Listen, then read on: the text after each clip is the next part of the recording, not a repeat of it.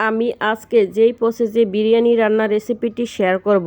এর থেকে সহজ কম সময়ে মজাদার বিরিয়ানি রান্নার রেসিপি হতেই পারে না। আসসালামু আলাইকুম, আমি কাজী আসমা। আজকে শেয়ার করব গরুর মাংস দিয়ে মজাদার বিরিয়ানি রেসিপি। খুব কম সময়ে আপনাদের স্পেশাল অকেশনকে আরও বেশি স্পেশাল করে তুলতে পারেন এই রেসিপি দিয়ে, অথবা নিজেদের খাওয়ার জন্য একদম বেস্ট রেসিপি। আচ্ছা চলুন এখন রেসিপিটি দেখে আসি।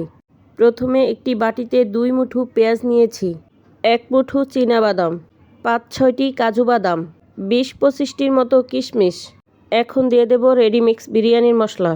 এখানে হাফ অংশ দিয়েছি আর হাফ অংশ রেখে দিয়েছি, পরে ব্যবহার করব। এবার দিয়ে দিচ্ছি 4 চা চামচ টক দই। 3 চামচ গুঁড়া দুধও দিয়েছিলাম, সেটা স্কিপ হয়ে গেছে, আপনারা দিয়ে নেবেন। সব কিছুকে খুব ভালো করে ব্লেন্ড করে নিয়েছি। এখন একটি প্রেসার কুকারে দিয়ে দেব আগে থেকে কেটে ধুয়ে পরিষ্কার করে রাখা গরুর মাংস।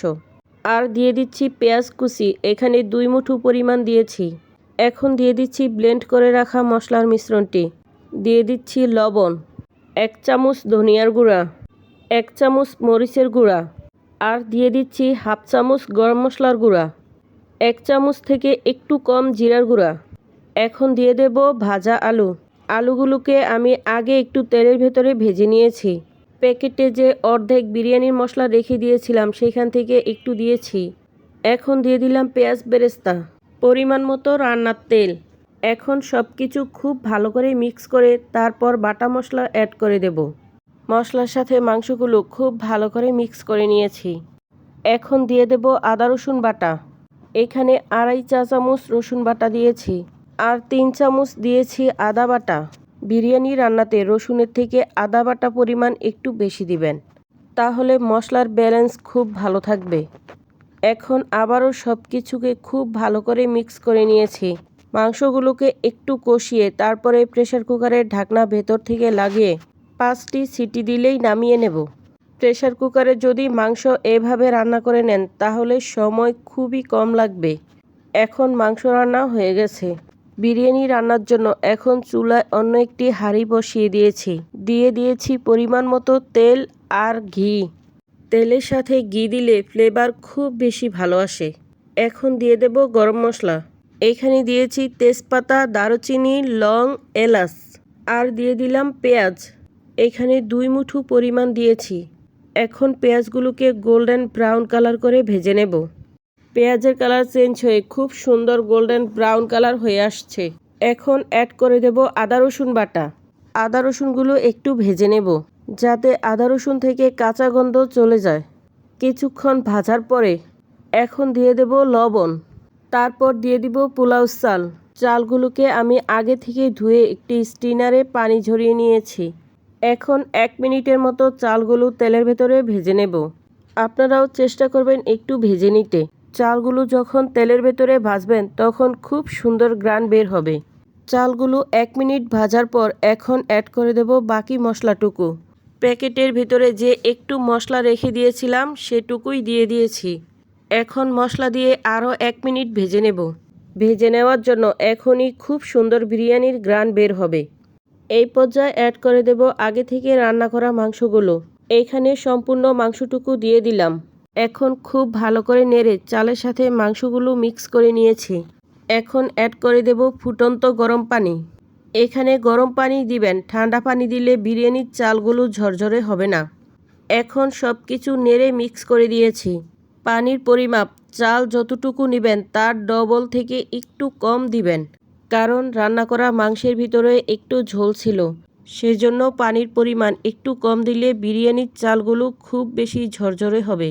এর মাঝে দিয়েছিলাম গুঁড়া দুধ আর দিয়েছি 8-10টির মতো কাঁচামরিচ। এখন নেড়ে সব কিছু ভালো করে মিশিয়ে ঢাকনা দিয়ে ঢেকে দিয়েছি। যখন ফুটে এসেছে তখন ঢাকনা খুলে নিয়েছি। এখন একটু নেড়ে দেব। একটু খেয়াল রাখবেন যাতে হাঁড়িতে লেগে না যায়। এই পর্যায়ে চুলার হিট লো করে রাখবেন। ঢাকনা দিয়ে কিছুক্ষণ পর চুলাটা বন্ধ করে দিবেন। চুলা বন্ধ করে ঢাকনা দেওয়া অবস্থায় দমে রেখে দিবেন। 5 মিনিট পর ঢাকনা খুলে নেবেন। তারপর নেড়ে উল্টে পাল্টে দিবেন। তারপর আবারও 5 মিনিট ঢেকে রাখবেন। এর মাঝে সম্পূর্ণ পানি শুকিয়ে একদম ঝরঝরে বিরিয়ানি রেডি হয়ে যাবে। আপনাদেরকে একটু নেড়ে দেখিয়ে দিচ্ছি। কতটা সুন্দর হয়েছে বিরিয়ানির চালগুলো, একদম ঝরঝরে কিন্তু খুবই সফট হয়েছে। যখন বিরিয়ানির অতিরিক্ত গরমটা চলে যাবে তখন আরও বেশি ঝরঝরে হবে। দেখেন আলুগুলো কিন্তু আমি মাংসের সাথেই প্রেসার কুকারে রান্না করেছিলাম। বিরিয়ানি রান্নার সময়ও একসাথেই দিয়েছি, কিন্তু একটি আলুও ভেঙে গলে যায়নি।